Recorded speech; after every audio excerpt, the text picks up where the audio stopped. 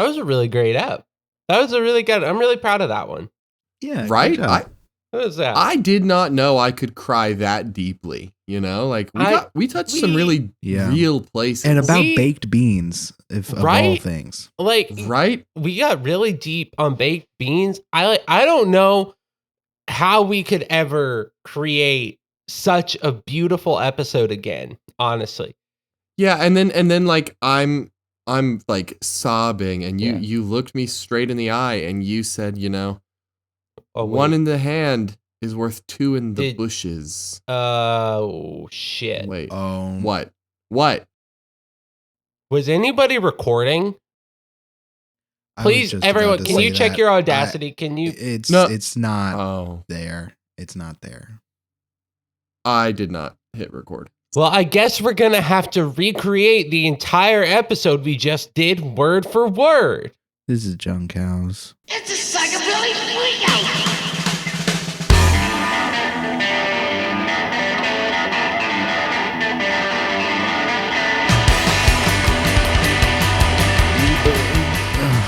We're so sad this morning. Just kidding. That was a prank. We're funny. That was a prank. We haven't even recorded the episode yet. We're doing that right now. We pranked you in the cold open. We played putt party like we do before every episode recording. We didn't even talk about beans. Never. We never did.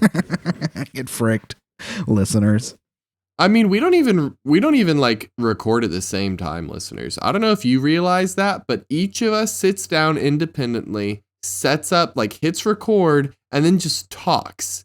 And we somehow, it lines up perfectly to have coherent conversation every time because we are that in sync. Well, sometimes we do it in order. Like this week was Caleb going first, and I like listen to it and just try and add in my bits, you know, after when Caleb pauses and such.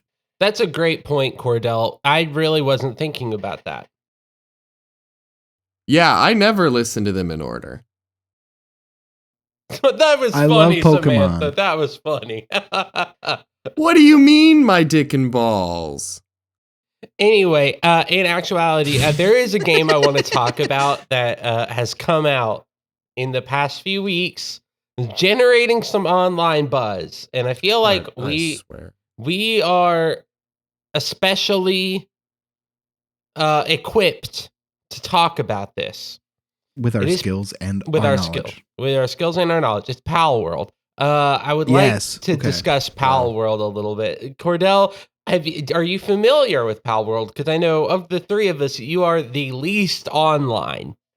I am the least online. I have decided to be a grumpy old man about Palworld's existence for no good reason. Interesting. Okay. I love that you added for no good reason. Like, legitimately, when I think deeply about it or think about it at all, I cannot find a good reason to dislike Palworld so much. There is a couple like controversial things about it that I think are worth talking about, but like I saw the first advertisements for it and I said that looks dumb, and I decided not to care about it. You know, like algorithmically, it's a game designed for me. I don't care about it. Well, so here's kind of what I was thinking, and it must be said that I own it and I've played it a little bit. I haven't played it a ton. I have played I have access to it, but I have not played it because it's on Xbox Game Pass, so I'm able to play it. I'll be able to play it. That's crazy that it's on Xbox Game Pass. It like just recently got added to Game Pass, and I think it's partially because there's a potential lawsuit building, and I think the more downloads they have, the better it looks. Anyway, I don't want to talk about the lawsuit. I don't even really want to talk about the game that much, but what I do want to talk about is that when it was when I first heard about it, they said, this is Pokemon for adults. And I had a fully fleshed out idea of a game that was Pokemon for adults that is not Palworld. It's kind of Palworld. You know about that one pal, right? Yeah, the number 69 pal, right? Yeah, I think it's It's literally the pal that has sex with humans. Like it says in the description that it has sex with humans. Yeah, it's like super horny and it moved on from pals to people. That's yeah. I did not know about that. My thought was, Palworld. It's Pokemon for adults. That's right. you raise these Pokemon up. You get them all the way to level 100.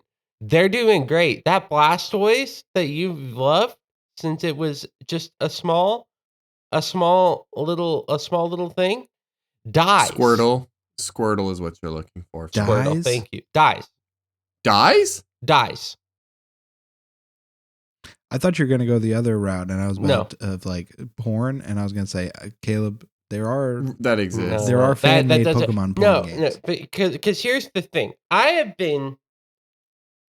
about once every 2 weeks have a few minutes where I'm playing with my dog Wilder, and I'll be looking at him and holding his face, and he does this thing where if I hold his face just right, his jaw will move, and he'll just start licking the air in front of him, and it looks really funny, and he looks really stupid while he does it, and it's the greatest. And I have this thought of like, I'm gonna have to say goodbye one day, and I was like, what if you had to do that with every Pokemon you ever caught? You leave them in the box too long, neglect, they die. You're talking about That's Neopets. Tamagotchi. Because this Tamagotchi Neopets. It kind of, because people are like, oh, it's Pokemon for adults, so that means sex and guns. No. Bring it into the real adult world. Existential dread Pokemon. You ever heard of Giratina? Giratina. I think an adult Pokemon goes more in the vein of like The Boys. Yeah. Where it's like, oh yeah, what is the world really like if every squirrel you saw could electrocute you to death? Or there are random lizards that can burn a forest down. Yeah. Or, oh hey, look at that thing up in the sky. Whoops, I got hit with an arrow blast. I'm dead. You know, Yeah. where having Pokemon is a matter of surviving, not a matter of like fun battles. Like you die if you don't have a Pokemon that can block other attacks and save you. Adult Pokemon is just Monster Hunter, but you have like a summon with you. Yeah. And that would be sick. Like imagine like playing Monster Hunter, but you walk up with a little Squirtle and there's a giant Charizard that you have to slice a bunch with a sword and use water gun on before you can like chop off its tail and then capture it. I mean, realistically, the Detective Pikachu movie comes kind of close to that idea with like the underground fights. Like when they go up against Pokemon and Detective Pikachu, there's some moments where it's like, these are legitimately scary. They're gonna die. These things can kill you. If they took like that realistic look and expanded it to like, yeah, this is explicitly you can and will die, and your Pokemon can and will die, and it's like bloody and gory, I think I'd play that. I'd play adult Pokemon. But that's kind of what I was thinking. Is I was like, I think the three of us together could design a better idea for the adult Pokemon game, you know? Well, first off, to fully describe Palworld. Yeah, please do. Because I think, Caleb, you would like it. It's basically Pokemon with Breath of the Wild. Like even Breath of the Wild sound effects. Whenever you like find certain stuff, there's the little like twinkle with stuff. Except you can have guns and you can build. So it's like Minecraft, but it's kind of like Lego Fortnite.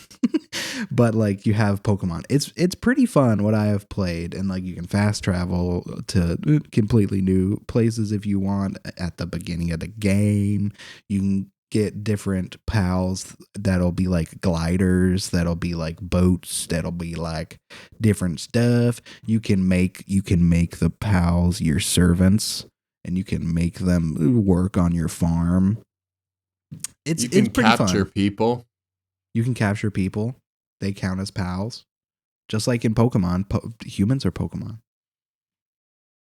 One of my biggest issues with this game, and I don't want to talk about it too much, they 100% wholesale ripped off several legitimate Pokemon designs and just tweaked them a little bit. I used to be upset about that, but then I was like, oh, it's Nintendo and they suck. I'm not upset about it in a like, oh, poor little Nintendo way. Yeah. I'm more bothered by it in a like, ethically bankrupt way of like you're making a game that is like actively pitched as Pokemon but with guns. Make some original designs. It's like Digimon and Spectrobes and all these other games make actual original designs for their things. And there are some that look similar-ish, but Palworld legitimately like took the 3D models and just tweaked them in a lot of cases. And to me, it's less about, oh, poor Nintendo, and more like, I mean, be a little better than that. Like, make something a little better than that. Yeah. From my understanding, they didn't fully rip all of them. And it's not all of them. Different. But yeah. There are some legit new ones, but like a lot of them are like I've read through some threads of like the ones and I'm like, that's pretty damning. Like, it's one thing to have designs that are similar or reminiscent. People do that all the time, but to just like have the model or have like almost the exact same thing with a small twist, it's just, it's lazy to me. Yeah, fair. But I legitimately thought it was a prank trailer when I first saw it. I was like, oh, that's funny. What a funny joke. Yeah. And then I realized it was a full game and I said, okay, funny joke still. And then people started playing it. I was like, well, now I'm grumpy about it and I'm just not going to play. The issue I'll say this and then we can make our own. The big issue that Palworld is helping to show is that Nintendo and Game Freak needs to slow down with their Pokemon, because every game that they've come out with has been the same cookie cutter. Like, I still love them and I still play them. I'm on the side that I'm still going to love and play the Pokemon. But like the second a slightly new idea on Pokemon came out, even though some of the models were stolen, people jumped on that and were like, this is amazing. This is the best thing ever. If Game Freak like actually took the time to sit down and create a completely new Pokemon game, people would shit their pants. Well, but like, the state that Pokemon is now, it's just like, it's not worth, even though I'm going to, it's not worth supporting Pokemon because they're not going to change it. It's like Arceus. Yeah. People loved that game because it was a new, unique spin on it. Yeah. Well, that's what I think I am on the opposite side of the fence when it comes to continuing to play Pokemon for Mewtwo. Whereas I'm like, I need something different that actually works. Because like I own Violet and I played the first 12 hours of that game, maybe, and I was like, this is bad. Like, this is just, why would I go through this? Where also, let me be real, because I know there are some opinions out there about this. On the Switch, it was made for the Switch and it looks bad. Like, the game just looks bad. And why would I play that when I still have Shield and I could just play Shield again? And that was a good, fun experience that looked good. And it's pretty much the same game. Yeah. I think the biggest problem like Pokemon keeps having is they will have something very successful and never do it again. Yeah. Like that's, if they took every successful mechanic and kept it rolling and iterated on it, the games would be incredible, like, and I'm not talking about like the Mega Evolution versus Z moves versus Dynamax. I'm just talking about like, like we got it to where TMs worked forever. Mm-hmm. And then suddenly we go back and they don't, and they're disposable again, and you have to create and buy new ones. Yeah. You can't just collect them and enjoy the game like that. We had Pokemon Arceus where like you could catch them from behind without battling, like you got to crouch and aim and do all that stuff, and then it is completely gone from the mainline games when I think that mechanic would be kind of universally appreciated. Yeah. Shinies are harder to see. They used to have that cool like shiny shimmer, and now they're just like not as easy to find. You just gotta know what the shiny. You just gotta know what it looks like. Like there's just, people love Mystery Dungeon. We haven't had a Mystery Dungeon game in so long, and I think that was a collaboration. So I don't know what the like company side of things is, but like people love Mystery Dungeon. We could have had a legitimate Switch Mystery Dungeon game instead of a remake, but we haven't yet. there's just every time they do something really, really cool that people enjoy, we take a step back. Yeah. Contests. Yep. Oh yeah, they could have kept doing contests. That would be so easy to add into games, and people would keep doing them. Yeah. Imagine dressing up your Pokemon in 3D. Imagine like full on like real life tournaments. They already have tournaments for normal Pokemon. What if they had them for like contests too? That would be sick. But yeah, and making our own adult. Yes. I mean, think we kind of locked in on it. I think we did. I think we already did with the lock in of like, you can die. Like, if you're not careful, especially like imagine a sanctioned Pokemon arena tournament. So like you two are facing off against each other. Cordell throws out a Charizard. That Charizard does Earthquake. Sammy's got to like figure out a way to dodge an Earthquake too. It's not just that Pokemon. Like, you know? Yeah. Make it dangerous. I think we can look partially to Spectrobes for a way to do those things. Because in Spectrobes, like, the battles, it wasn't like out in the open world where you did the fight, but you'd like pull into this little pocket dimension and your 2 or 3 Spectrobes would fight the other 2 or 3 like enemy Spectrobes, and you could swap between which ones you were controlling, and it was a real-time fight. And so you could like swap over here and do this attack, and the other one would move on like just AI. And then you can swap back and forth and do a full-on legit battle. Like imagine you're your trainer, right? And you have your partner Pokemon and you're in a battle. And of course, you have your own weapons. You know, you'll have staves or swords or whatever, you know, crossbows.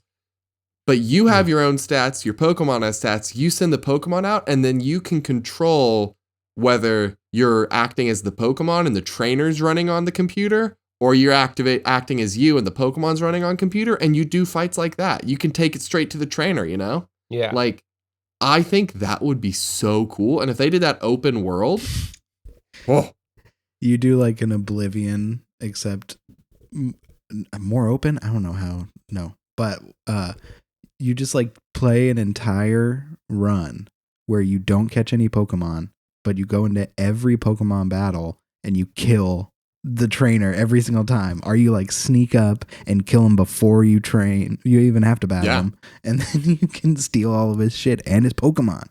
There can also be like an underground Team Rocket runs an underground fighting ring that's completely illegal. You can join them. You can the Thieves Guild of Pokemon. Yeah. Or I mean like, because Red, Blue, Yellow, right? They very heavily talk about like they hinted a war that occurred. Yeah. This could be the war. This could be that war, or even like one of my favorites, X and Y. They talk about that war like 1,000 years ago or whatever. This doesn't have to be modern day. Yeah. You know, this could be in the middle. Imagine it's a full-scale war with multiple sides, and you decide which side you want to work for. If you want to be independent, like different story paths, different possible endings, all of that jazz. You're having different character relations, you know, you're building connections or tearing them down, you're getting into fights. It doesn't even have to be that expansive of a world if you have enough to work with within it. Like, I don't need a map the size of New York City. I just don't. Though. But if it'd be cool if we got it. But like, we could just have open areas, and it's like, in this area, here's what's going on. And then you like, it loads and does a loading screen, and then you're in a different open area, kind of like with Arceus where it had different sections. I'd still be okay with that if there was enough to do, you know? GTA Pokemon. Kind of. You know what I actually think would be the smartest move for Nintendo to do Pokemon-wise? What? And it'd be pretty easy. Put the original Nintendo or the OG Pokemon games, Red, Blue, all like I think you can go up a few generations even on the online consoles that you provide with Nintendo Switch. Yeah. Like the online They've done service. It before. They have was it called Arena or what was it? Coliseum. Coliseum. Stadium. Coliseum and Stadium. Yeah. Stadium was the N64 one. Yeah. They put Stadium and Stadium 2 on there. So why could they not just put green or like blue, yellow, red, green, purple? Yeah. Or, I mean, the thing that people have been begging for because they did it in Gen 2 and never again. The best thing they ever did was you finish your region's story and then you can go to a previous region and play through their gyms in Elite Four. Like, if I finished Scarlet and Violet and then I could go to Unova and do all of that, I'd replay that game 100 times. Well, but then they would have to take more than a year to make it. I want games that take longer to make. I know, same. That's more like, hey, stop making a new Pokemon game every year and make one good one that takes even just a couple of years to make. Like, people wouldn't be upset. And I mean, like, even just like speaking about the success Nintendo has had for that, Breath of the Wild came out in like 2016, and we did not get Tears of the Kingdom until last year. After it was also delayed 4 times because they were like, we want to make sure this is good. And so part of me wonders how much of the push the next thing out is Nintendo versus Game Freak, you know? Yeah. I think it's got to be a lot of Game Freak. Because Nintendo doesn't usually pump out releases for other franchises. No. I mean, when did Mario Odyssey come out? Well, Mario's a little bit different because they have like umpteen different kinds of Mario games. And so there's always new Mario content, but it's different types of games in different like genres almost. Yeah, but like it's also different. You can do that with Pokemon. Honestly, when you cut down to it, something that is more realistic and doable for like Game Freak. Because I don't think we're ever going to get the game we just talked about. And I'll cry about it. That's okay. We've started to enter the open world stuff. You know, they've been doing that. Just let me be a Pokemon. Like, give me a mystery dungeon. Give me mystery dungeon would be neat. Those are kind of by like default not open world because that's not how mystery dungeon games function. But like, let me be a Pokemon, have moves that are synced to different buttons. I don't even have to learn new moves, but like, just let me program every Pokemon to have some attacks and things they can do. Let it be a real-time game. Make it to where there's a mechanic where once you find a Pokemon and beat it in a fight, you could like transform into that one. You know, like, just let me be a Pokemon and explore the world and fight other Pokemon, and I'd actually be pretty content. Yeah, people had a lot of fun with that mechanic in the DLC where they can just be a Pokemon and roam around a little bit. Do that, but go more in depth. You know what might actually be, because you reminded me, Pokken exists. Yeah, Pokken Tournament. Oh yeah, and they could do that. That game rules. I'm not gonna lie. I love that game. It's really fun. If they could do that, why could they not incorporate that into a Pokemon game? Why can't they make Pokeblivion? Pokeblivion. I do understand to a certain level too how it would be difficult to program 1,000 different unique fighters. Yeah. I get that. That would be really tough. I think people gloss over the graphics could 100% be better, but I think people do gloss over how much information is in a Pokemon game. Yeah. You know, every Pokemon has stats and moves and abilities and types and all of it. And I don't know how the programming side works, but there's a lot of information to deal with. Yeah. It could look better. So like, even if they had like 15 moves and every Pokemon had some combination of those same moves and some unique animations, I'd still play it. Like, I'd still play it. I still play it. I play it. You know what I would play though? What? When we read reviews and they're really bad, so guess the movie. It's just a part of the song now that I become more Southern as I sing it, I guess. But that's okay. Yeehaw. This is a 5-star review from Austin Shermer. Thank you, Austin Shermer. You know that scene in 21 Jump Street when Channing Tatum writes a bunch of 4s on the whiteboard, says some gibberish, and yells, "Fuck you, science," while high on drugs? Well, this movie is basically the 113-minute version of that scene. Oh, ding, ding, ding. Is this Beautiful Mind? No, it is not. That's a good guess, though. That's a great guess. I had to go for it. Ugh. You got a God guess? I mean, given 113 minutes, never mind. 127 hours. 2 hours. I don't have a God guess. Too many like Fair. math adjacent movies are in mind, and none of them meet that level of dumb. That's very fair. How about this one from Hentai Cop? We're bringing Thank you, the rules a Hentai little Cop. bit. This is a 0-star review. Whoa! Oh, wow! Checkmate, atheists. Ding, ding, ding. God's not dead. Ding, ding, correct, ding, correct. Yeah. Oh, God's man. not dead. God's not dead. God's not dead. Listen to this review now that you know it. This is a 1/2-star review from Houston Coley. I absolutely despise God's Not Dead, and to be clear, it has nothing to do with me hating Christianity. I am a Christian, and that's the reason I hate this movie, because it paints Christians in the stupidest, most judgmental, one-sided light I can think of. This movie is biased like nobody's business.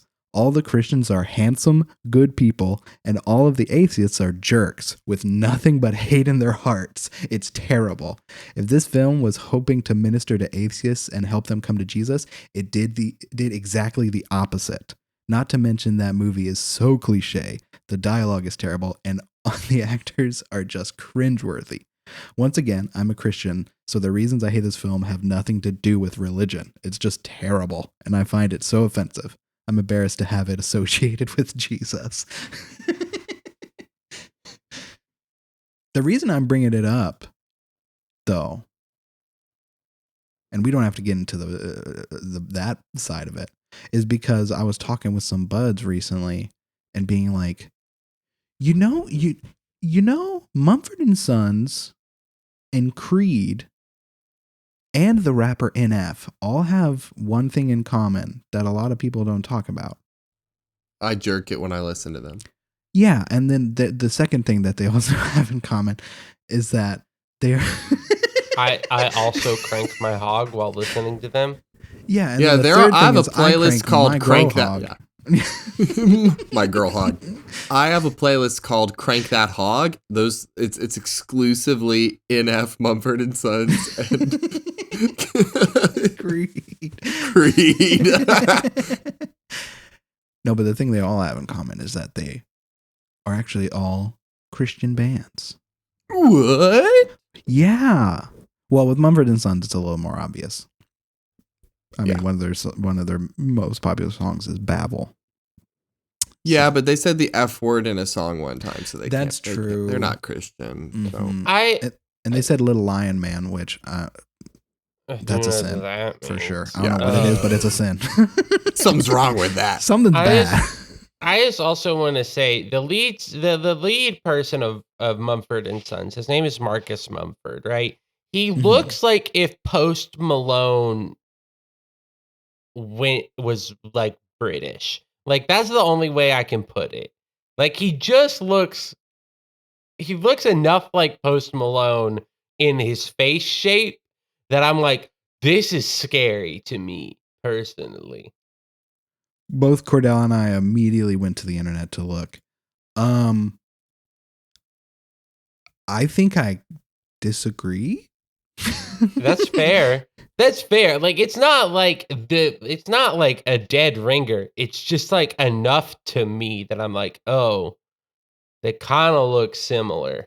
I mean, to me, a lot of his pictures look like if Markiplier learned to play guitar as a teen. And was more white. Well, yeah, obviously. That's a good point, too. But yeah, no. I think I see more Mark than more Mark than Post. I can see that now. Now that you have said Mark, I see that. That makes sense. But guess what? I have a list of Buzzfeed that says a bunch of other bands. But is it like bet you didn't know they were Christian? Like basically, yeah. Bands you might not realize are Christians is the title of the quiz. Not the quiz, the thing. Did you know U2? Yeah, U2. Oh, yeah. You know that makes their whole album being thrown on iTunes, like on everyone's phones. That makes a lot more sense. Yeah. Yeah. Like, and it's even like I remember growing up going to like the now that I think about them, not that great youth conferences where everyone is sleep deprived at the end of day 3 and they're crying. And they come to Jesus because of sleep deprivation. Sleep deprivation, Jesus. That's my favorite band. But there was a one of them in particular that I remember where the song that I started crying in was a U2 song that they were doing a cappella, and I was like, "Oh yeah, this makes sense. I still haven't found what I'm looking for." Yeah, that tracks. that tracks. I'm losing my mind at the idea of a cappella U2 cover. It was so bad. It was what I'm looking for. Pitch Perfect. Whoa, that's what we need to do. Christian Pitch Perfect, where all of the songs are from Christian bands. Well, we got to know more Christian bands then so we can know what songs we can pull from. Black Sabbath. No. What? No. Black Sabbath is on this list. I don't know why. Here, I'll read what they say. No. No. I knew you would have comments about this, and that's why I said it. So many. I'm looking at Black Sabbath right now. Black Sabbath were frequently accused of promoting the occult and Satanism, which is pretty ironic, given that many of their songs were clearly quite Christian. And Ozzy Osbourne was singing about fearing the devil and a vengeful God. Yes. Let me read these super. Can I read you these super Christian lyrics? Which is here. Let me also drop the list. So y'all can read it as well. Yeah, let me read you these super Christian lyrics from the song NIB, which stands for Name in Blood by Black Sabbath. Now I have you with me under my power. Our love grows stronger now with every hour. Look into my eyes and you'll see who I am. My name is Lucifer. Please take my hand. Yeah, very, very, very Christ-centric. This is actually on the list. What, Cordell, what were you going to say? I found a Quora question. Okay. Oh. Okay. And it's thank you, Quora. Is Black Sabbath a good band to listen to as a Christian? I mean, yeah, because they're a good band to listen to in general. Right. So my favorite response I found is yes, if you really listen to their music, you will understand they are referencing fighting their demons and not befriending their demons. They want to go to the light, not the dark. Their words speak of love, not hate. War Pigs is a fine example of this. Open your theist mind and really listen to the words. Not to mention there's an incredible rhythm to their music. War Pigs and so each of on this BuzzFeed list, they have like examples where they'll like War Pigs is under Black Sabbath, which the lyrics they're using are now in darkness, world stops turning, ashes where the body's burning. No more War Pigs have the power. You ready? Ready? This is where it is. Take note to what I'm about to say. Okay, are you ready? Hand of God. Has struck the hour. Day of judgment. God, he's saying the word God, is calling. On their knees, the War Pigs crawling. begging mercy for their sins. Jesus, Satan laughing, spreads his wings. Oh, this is the most important part. At the end, he says, "Oh Lord, yeah." Gotta be talking about Jesus there. He said, "Oh Lord, yeah."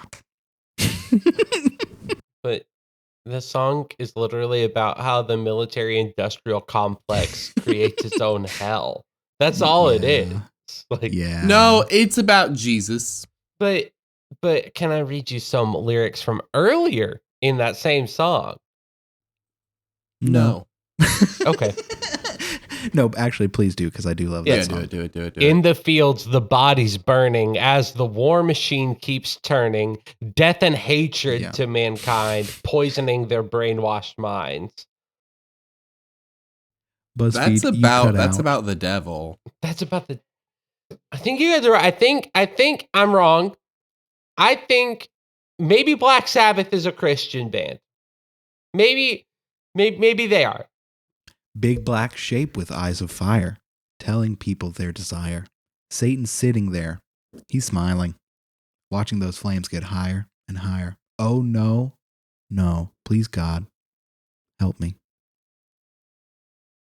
I'm looking at some of the other examples on this list. Cordell had his hand raised though. May I point out people are stupid. People are really, really stupid. And the reason I say this in this specific instance is it's funny because apparently BuzzFeed, but as well as a lot of Christians and really just everybody, confuse the idea of artistic expression with outright believing the exact words they're saying. Mm-hmm. Like, it's like when Lil Nas twerked on the devil in one of his songs, and Christians were like, "He's a Satanist!" And then, like, you know, it's like, oh man, Black Sabbath is using some lyrics expressing, like, faith and destruction and God and the devil. It's like, yeah, a lot of people talk like that. Like, that is a very understandable and relevant cultural touchstone to describe a battle between good and evil that is easily understood in the context in which they're writing. It doesn't mean they are Christians. It means that they are artists expressing themselves and making a commentary on something. Like putting like, oh man, do you want to go to heaven or hell? Like, if you just throw that in a song, that doesn't mean you're a Christian artist. Yeah. I also want to say about this list, there is one artist on this list that I don't think anyone who has listened to the artist with any sort of depth would deny they're a Christian, which makes me surprised they're on the "but you didn't know" list, which is Sufjan Stevens, who, like, yeah, he wrote a whole album about like his struggles with modern day Christianity and how it is being absorbed by the right wing, and about how he wishes that he was not identified as a Christian and how he struggles with that because he also still firmly believes that, like, what he was grown and taught to believe. Yeah. We do have to say that this post was posted in 2013. I don't know if that will change anything. So I'm trying to look and see. Lenny Kravitz? How?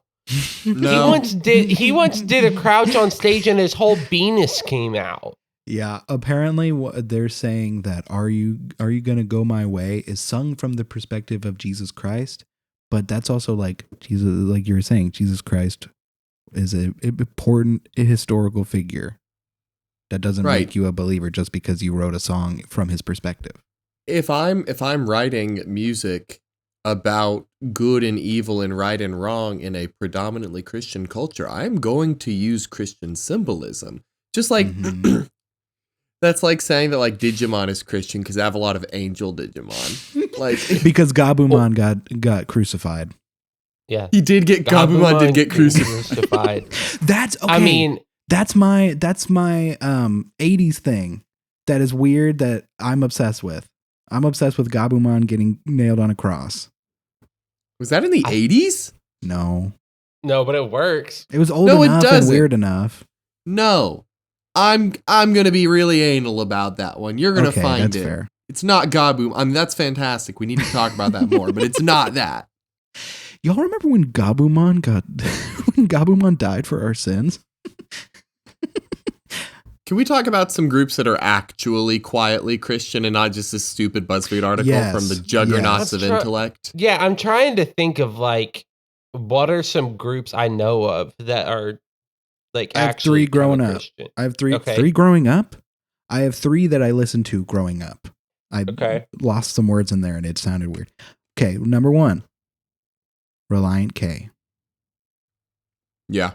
Number 2, Family Force 5.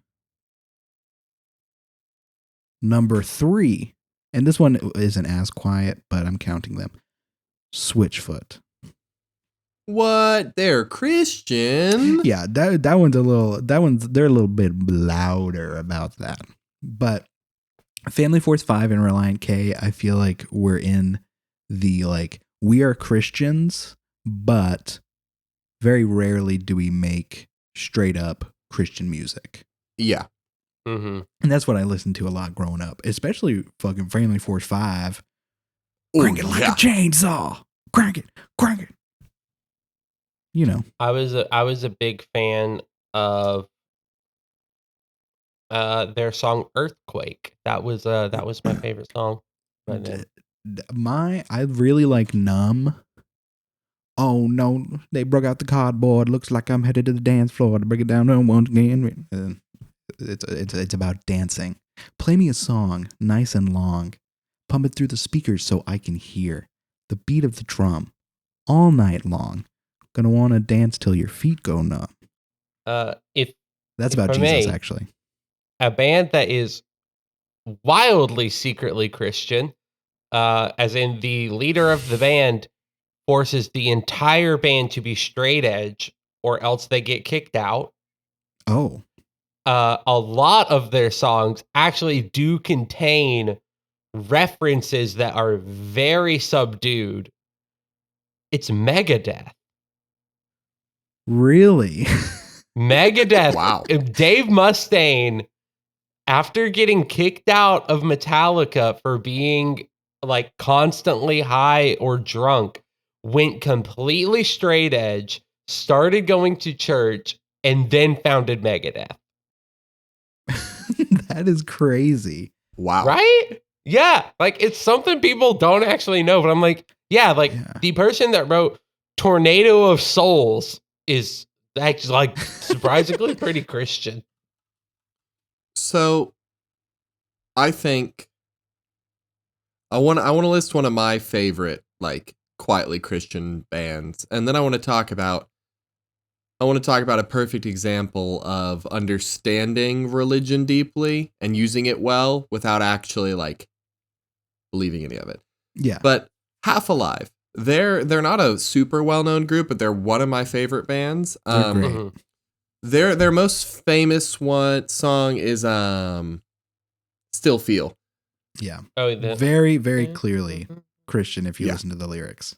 If you pay attention to any song ever, you can very much tell that like they have some that are a lot more explicitly like Christian than others, but like you can tell just in general with they're very heavily about like leaning on God, and they talk about a lot about anxiety and panic and pain, and like they do a lot with like I think one of their songs is about being closeted and wondering about how that worked with their faith. I've thought about it for a while. I want to hear what y'all think, okay? Okay.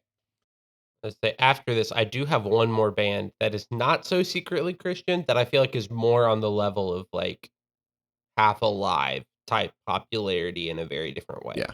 Okay. So the song is called Move Me. I'm looking it up. I don't remember if I've heard it. I'm going to it. So when you get there, I'm going to read the lyrics out for the listeners. Okay. We don't have to read the whole song, but there's some key points that I think are like pretty clearly about this, if you ask me, but I wanted y'all's input. So it starts with, I never told, you never asked. Till I got older, I kept it wrapped. You had me holding up my past. I came to know it's what I want so bad. You know I want to live too fast and die too young. It ain't that bad, just don't look up. I found my path, is that enough? I was getting used to what I thought was love. It made me laugh. I came undone because all I had was not enough. And then it's, I want you to move me. I want you to move me. Step into the moonlight. Throw your weight into me. And like, so I think it's about the wrestling of like, hi, I here's what I want and desire in this world. And I don't know if that's the right thing to want and desire in this world. And I think a lot of it is framed specifically with like being closeted and not being sure if that's the path to take, like struggling with that religiously. Okay. Like, I don't know. I hear it pretty aggressively in the first stanza, and then it kind of drops off and talks a little more generally for the rest. Yeah. But like, I want your storms shaking the trees. I want your waves breaking on me. I want your knife to cut the seams when all the feelings tie me up to be. Like, it starts being more about like, hold me, have me, guide me, be with me. Like, there's the thing that they repeat over and over at the end of the song is, be my chain where I stand, be my song when I can't dance, light my fire, burn the trees. I won't be tired when I can't breathe. Like, it becomes more about like, hold my life, guide my choices. Okay. But it also never tells you what conclusion they draw in any regard. So I just like that their stuff is more of like, hey, think about like, what is the practical way I live with my faith, rather than like, yeah, like that Modern Family bit where they're singing like, God doesn't love homosexuals or whatever that. Yeah. Yeah. I think, like, but I think they're great. Yeah. I think that's a very solid interpretation of that song. Yeah, I've never heard it, so I was just looking at the Genius lyrics, and apparently Genius says like that. I like your interpretation, Cordell. Genius says that the song is a plea to God or a person to be the foundation and source of strength that leads the singer through life circumstances. So that I think that's accurate too. Yeah. Like, that could be a gay lover. It could be too, right? It could be. Like it really does. It could read as like, hi, I'm talking to God, or hi, I'm talking to the person that's like pulling me into the life I want to live, like, yeah.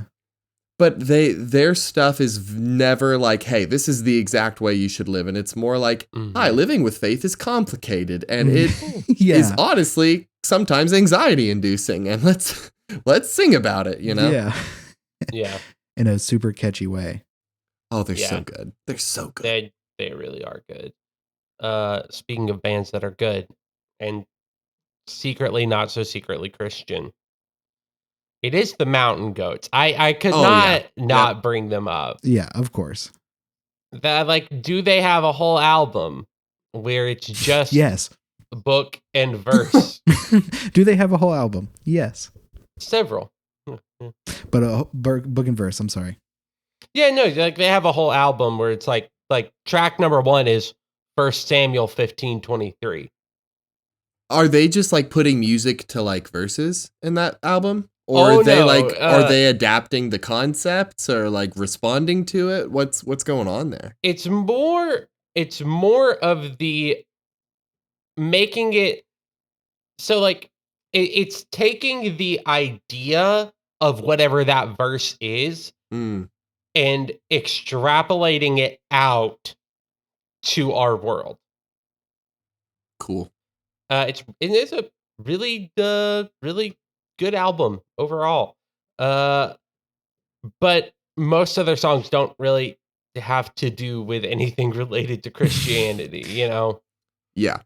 And I think, there's the classic, like if you have been at any point a practicing Christian making art, you've probably heard this phrase of like, I don't want to be a Christian artist.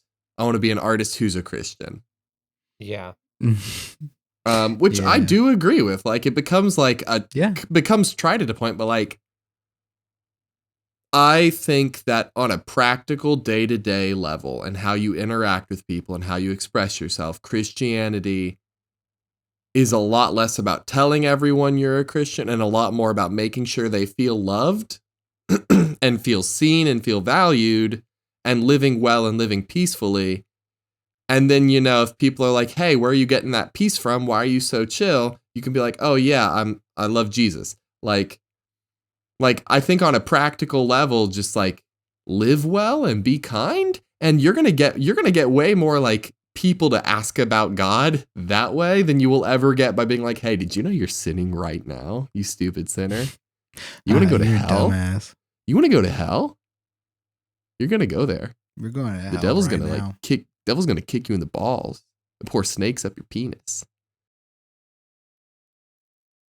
And your butt. Mike Flanagan. I want to talk about him briefly. Yeah. Man's an atheist. But he was raised Catholic, I believe. And he Midnight Mass is full of the results of that. And that man, watching Midnight Mass, I could 100% believe he is actively a practicing Christian based on the way he writes and the understanding he has of what it's like to walk with faith and the different kinds of people you meet when you're walking a life of faith. And the people who use it as a tool and a weapon to feel good about themselves. Like it is all over the place how deeply he gets it and rejects it for a different premise, Mm-hmm. But he writes, he gets what it's about and has chosen a different path. But if you weren't aware of that, for most of the show, until there's kind of the point at the end where he tells you exactly what he thinks, for most of the show, you could be convinced that the man's a Christian and is trying to show you different aspects of faith and beauty and stuff. But it's awesome. I like legitimate conversation about faith and not just, hey, God's not dead. Atheists are bad people. Atheists suck. Yeah. Vampire. Yeah. I'm just thinking about mountain goats still, honestly. If I'm being real, I'm thinking about mountain goats. It's crazy when they're on the side of a cliff and they can still stay up there. They're licking salt off of a rock, but I get a tummy ache when I do that. One time, my brother did that in the Tabasco factory. They had a giant thing of salt out, and he just licked it. And you may think, wow, y'all were cool kids. No, he was 19. I mean, that contaminated that salt, though, right? They got rid of that, didn't they? Salt is a natural decontaminant. You're a natural decontaminant. That's why it was used as a preservative for a very long time. Is you would wrap meat in salt and it would keep it fresh and free. But if I lick salt, they don't gotta throw that salt away. No. Yeah. You're telling me? Salinity kills germs to a degree. You know what else kills germs? A surprise round of read reviews. They're really bad, so guess the movie. Wow. I wanted to trick y'all. 2-in-1. I've never been happier than a 2-in-1. 2-in-1. You guys got pranked. How about a 5-star review from Wahili Hum? Thank you, Wahili Hum. Thank you. This movie made my kids go crazy and hurt themselves and others. Ding, ding, ding. Exorcist. No. Oh, that would have been... Here, this might help. Hugh Grant is not in this film. That is by Hugh Grant _lover 69. Oh, it's Wonka. Oh, so close. What? How about this one? Paddington 2. 5-star review from Anna Gore 1. Latinx rep, but no grandpa, so I'm out. Latinx rep, but no grandpa, so I'm out. never said that this one was easy. Let's think of, could this be, what was that Disney movie that was popular? Encanto? Is that what it's called? That is the movie you're thinking about, but that is not. This is not Encanto. The correct movie. I was trying to think of like kind of a kids movie with Latinx rap and what is? Oh wait.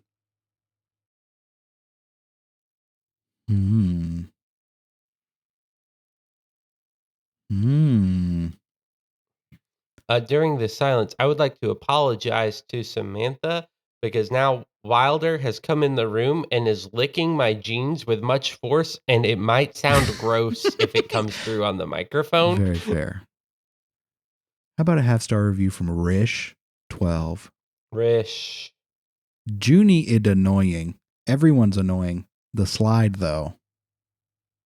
It's Spy Kids. It's a Spy Kid, but I think it's going to be specifically Spy Kids 3D Game Over.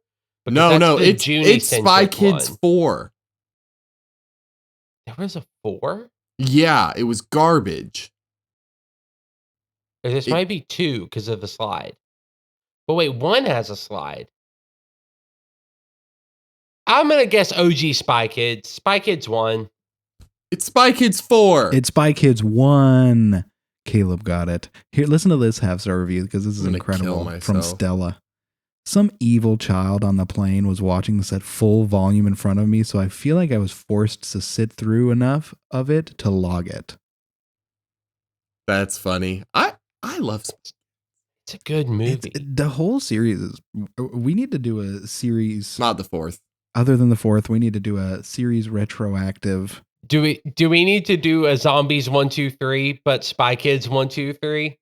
At some point, where we just watch all of them. I'm very down. Well, that sounds so. That sounds like a good time. Honestly, I would love to watch all 3 Spy Kids.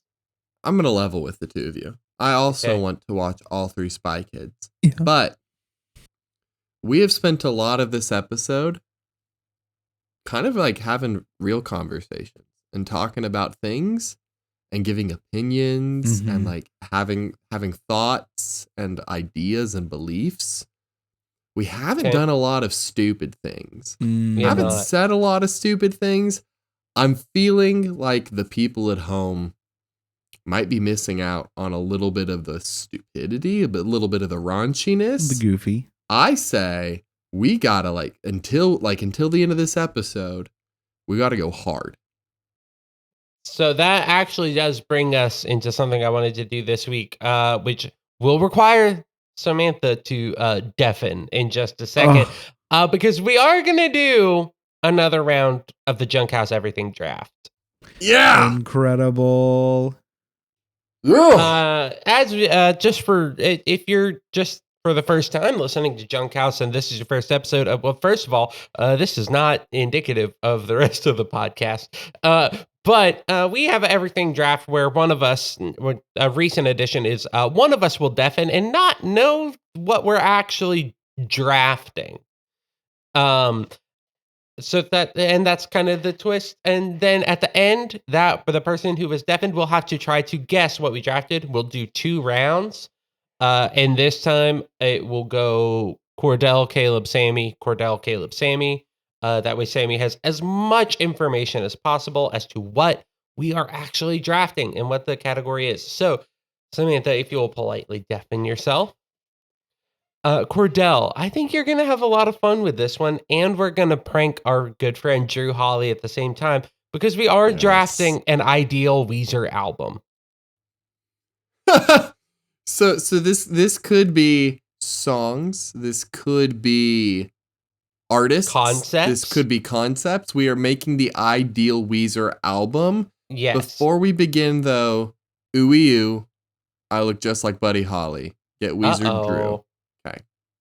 Also, to clear it up, if Samantha guesses just ideal album, I will accept that as the answer because Weezer is so specific. Right, right. Yeah. All right, so I'm going to bring Samantha back in.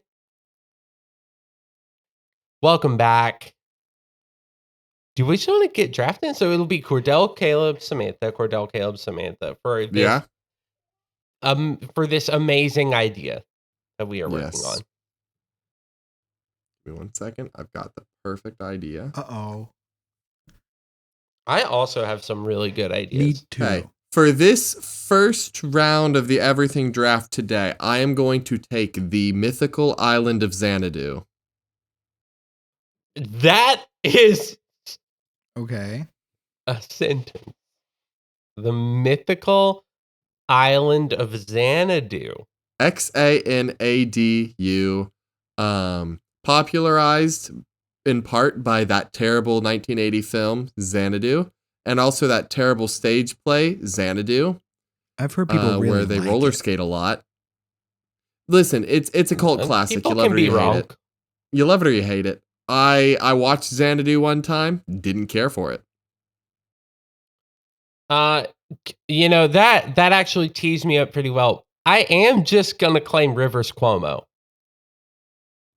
Dang it.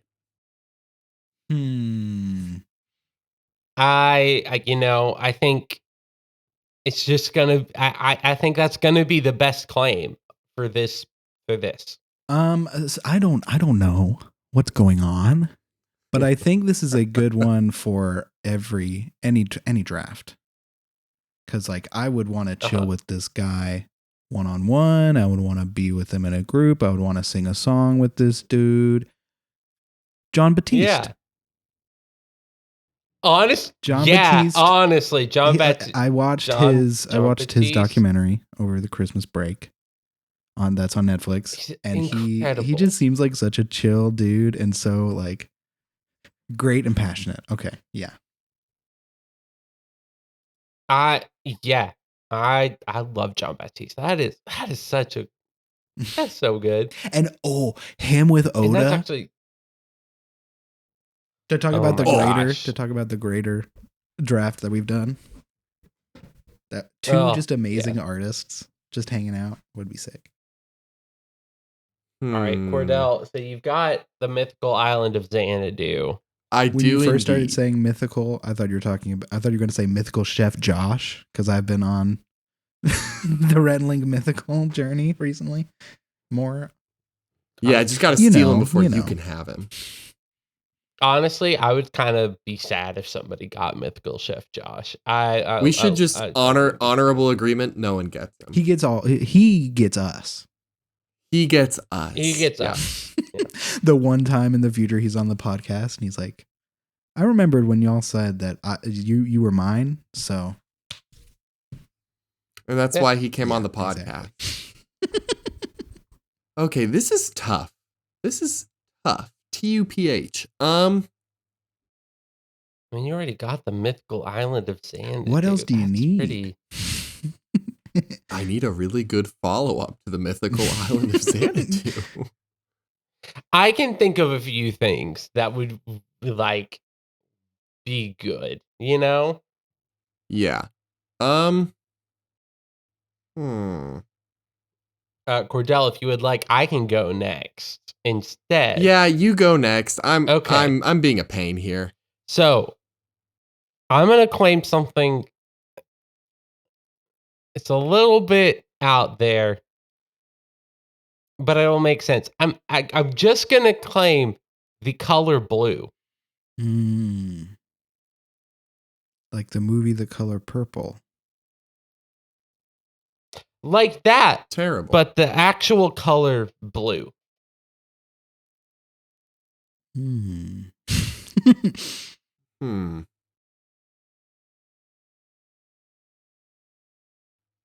Why is this so difficult for me? There is no good reason I'm having this much trouble.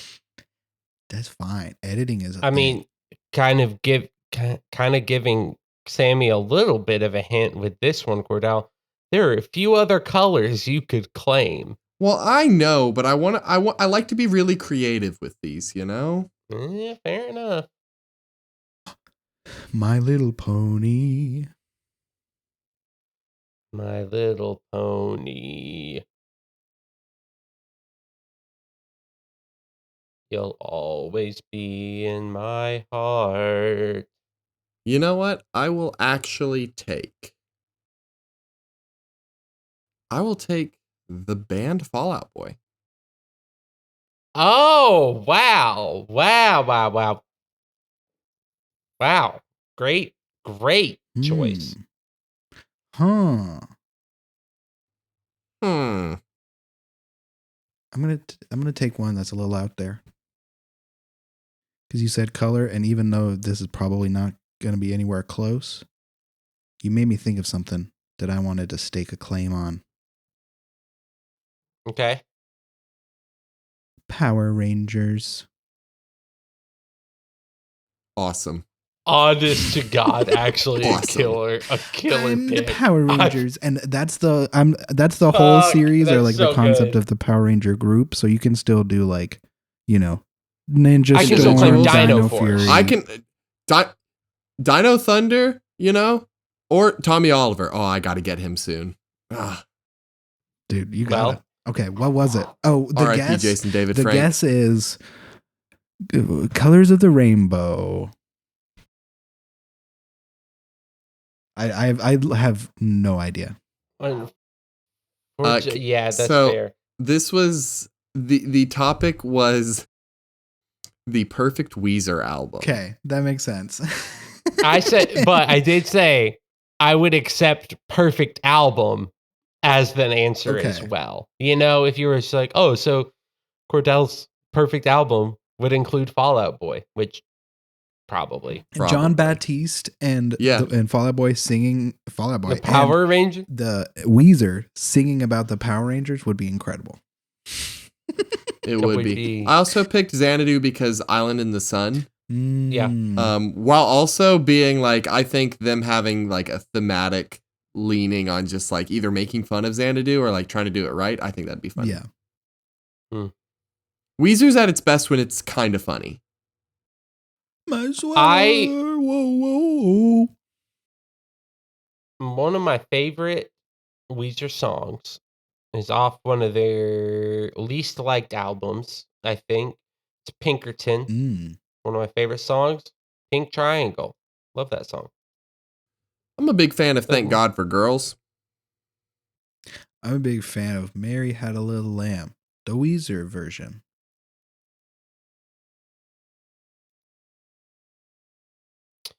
I'm also a big fan of the Psychobilly Freakout.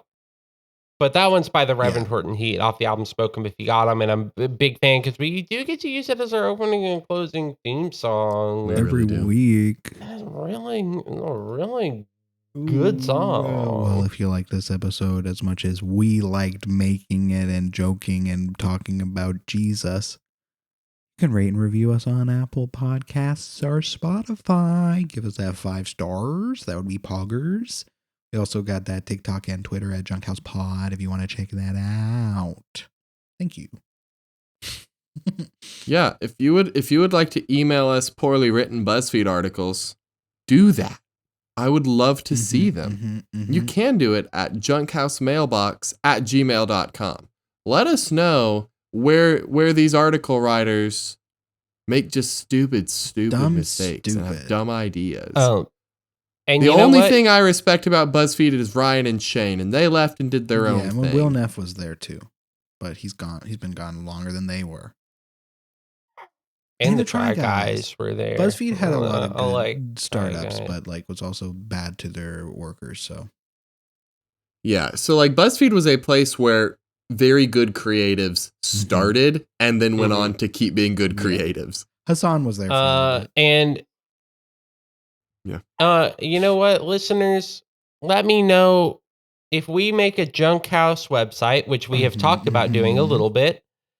If you want me to write dumb articles for the Junk House website in a BuzzFeed fashion. Oh, we would do that. I think that is just what the website would be. It would mostly be articles that we write and are kind of onion. And then it would be like, oh, also it's Friday, so listen to the episode. It would be called the Funyun, spelled Funyun. That's a little too close to both brands. So we could call it We could the grunion. That's what I call green onion. We call green onions grunion. We can call it hosier. Like house. Oh, that's good. Oh, yeah. We could call it Tenacious D. We definitely could. We could also call it every week. What if we called it like the Junk House website? That's it. There we go. That's it. Well, just like we say. Just like we say every week. I said it already. We did? We said it every week. We did? Yeah, we said it. I don't think we said it every. So let's give it one more time. Okay, so just like we say every week. Just like we say every week. We said it. We said it. We said it. We said it. We said it. We said it.